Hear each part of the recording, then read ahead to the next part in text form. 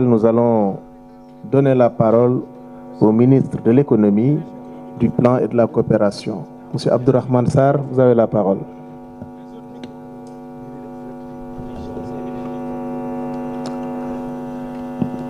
Alors, je vous remercie, Monsieur le ministre.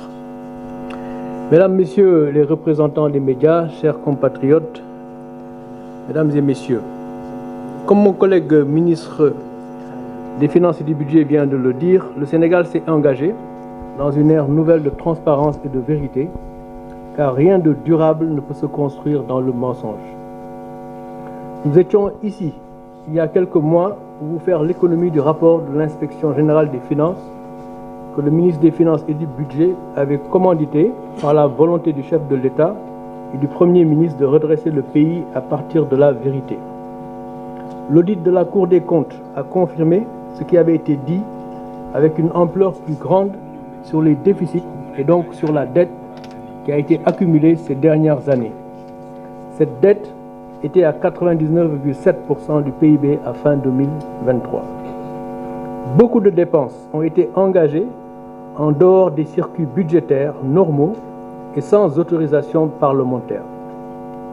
Ceci a été rendu facile par des pratiques budgétaires qui consistaient, d'une part, à effectuer des transferts budgétaires dans des comptes de dépôt de l'État afin de pouvoir effectuer des dépenses supplémentaires non autorisées et pouvoir assurer le service de la dette cachée, contractée sans autorisation parlementaire. Certaines de ces dettes, dans une moindre mesure, venaient du secteur bancaire local, mais surtout de décaissements sur des projets financés sur ressources extérieures parce que l'argent était disponible auprès des partenaires. Pour donner un caractère légal à ces pratiques, les autorités sortantes donnaient des lettres de confort ou des lettres de couverture budgétaire afin que les travaux en question, non prévus par les lois de finances votées, puissent se faire. De ce point de vue, il est important de comprendre que ce n'est pas parce que des ressources sont disponibles chez les partenaires qu'il faut les mobiliser surtout pour des projets qui ne sont pas productifs. Ce n'est également pas parce que des ressources sont disponibles qu'il faut les mobiliser surtout si la conséquence est une accumulation de dettes que vous risquez de ne pas pouvoir rembourser puisqu'elles n'étaient pas prévues dans vos capacités. Ce sont ces pratiques que nous avons arrêtées. Mesdames et messieurs, ce qu'il faut donc retenir est que les déficits élevés que vous avez constatés dans le rapport de la Cour des comptes par rapport à ce qui avait été annoncé par l'ancien régime sont des régularisations pour constater ces dépenses extra-budgétaires. Ces mêmes régularisations se sont poursuivies en 2024 et c'est pourquoi le déficit de l'année 2024 est également élevé, mais il s'agit en bonne partie de régularisation pour payer des travaux qui ont déjà été exécutés et qui étaient en cours d'exécution à notre arrivée et qui ne pouvaient donc s'arrêter immédiatement. Il y va de même du déficit budgétaire de 2025 qui est projeté à 7,1% du PIB.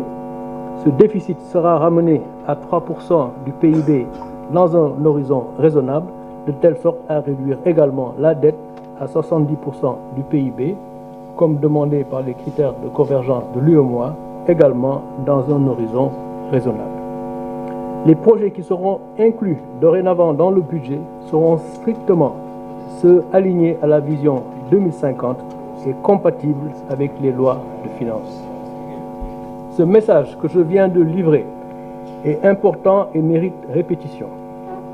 Le travail qui a été fait est un travail de régularisation pour pouvoir constater l'origine du stock de la dette que nous constatons aujourd'hui et qui ne souffre pas d'équivoque chez les banques et chez les partenaires du Sénégal. Une fois cet état de fait compris, c'est-à-dire la connaissance du stock réel de la dette, qui est de 99,7% du PIB en 2023, quelle va être la trajectoire à l'horizon 2029-2035?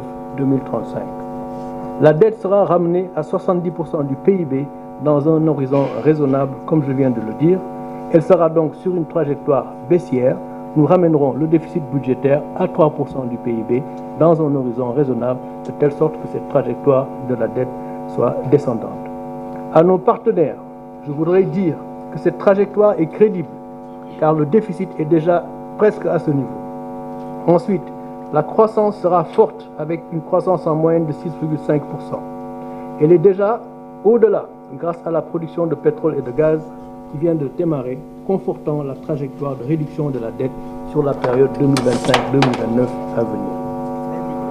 La dernière analyse conjointe de viabilité de la dette du Sénégal réalisée par le FMI et la Banque mondiale en juin 2023 avait maintenu le Sénégal à un risque de surendettement modéré. L'analyse de la viabilité de la dette réalisée par mon département révèle que la dette du Sénégal est toujours soutenable. Même si le ratio d'endettement a fortement progressé, l'ajustement budgétaire que nous avons entamé devrait aider à stabiliser cette dette à moyen terme. Nous avons une bonne structure de la dette, il est important également de le dire. Son coût moyen reste inférieur au taux de croissance de l'économie. Le taux d'intérêt moyen de la dette de 4,6%, alors que le taux de croissance, lui, il est projeté à moyenne de 6,5%, donc bien au-dessus du coût de notre dette.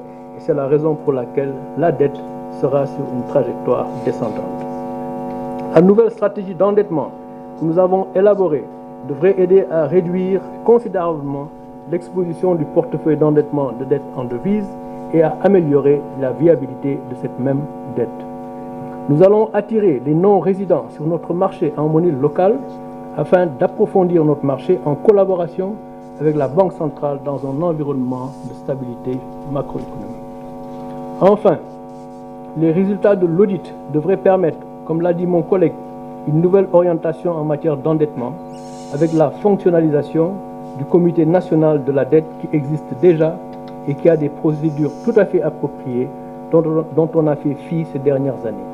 Si les procédures du Comité national de la dette étaient suivies comme prévu, nous ne serions pas dans la situation dans laquelle nous sommes et ce comité sera donc actionné et fonctionnera tel que prévu. Le ministre des Finances et du Budget s'assurera également, comme il vient de le dire, que le front office de la gestion de la dette sera unifié avec un back office dans une seule entité, il vient de le dire dans ses propos. Le ministère de l'économie, du plan et de la coopération s'occupera de ce qui est communément appelé middle office, qui élabore la stratégie d'endettement en ligne avec le cadre macroéconomique et la viabilité de la dette et maturera tous les projets proposés au budget. De ce fait, les manuels de procédure que nous avons déjà et qui sont en ligne avec les standards internationaux seront donc totalement exécutés. La Direction générale de la comptabilité publique et du Trésor, compte tenu de ses aptitudes spécifiques liées notamment à ses interactions avec les marchés et ses prérogatives en matière de comptabilité de la dette, devra assurer aisément l'exécution des activités propres au front et au back-office.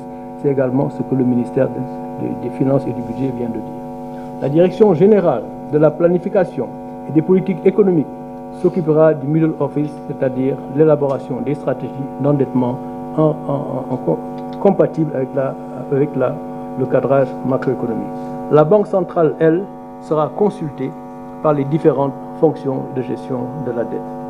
En ce qui concerne la vision Sénégal 2050 et la mise en œuvre de nos projets, le Premier ministre vient de finaliser un processus de sélection des priorités et les ministères vont finaliser leurs lettres de politique sectorielle d'ici la fin du mois de février pour un alignement parfait.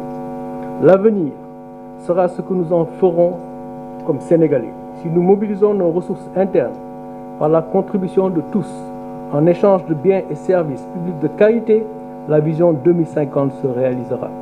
Un Sénégal souverain, juste et prospère, dans des valeurs fortes, par des territoires viables et compétitifs, base d'une économie endogène mais ouverte sur le monde. Je vous remercie. Voilà. Merci beaucoup, Monsieur le ministre.